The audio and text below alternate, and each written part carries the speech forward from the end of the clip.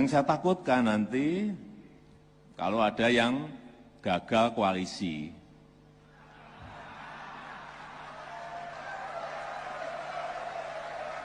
Gagal koalisi nanti yang dituduh istana lagi, ini istana.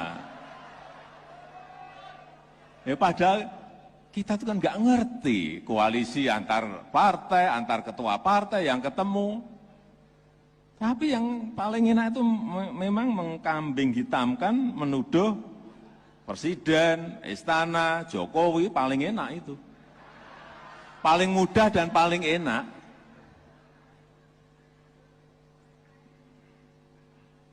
Ada lagi nanti, mungkin untuk Pilpres,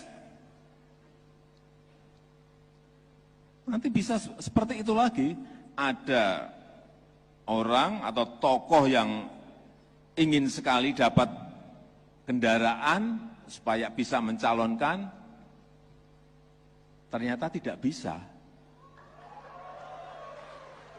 Tuduh lagi, presiden itu ikut-ikutan, istana ikut-ikutan, kekuatan besar ikut-ikutan. Lah urusannya apa dengan saya?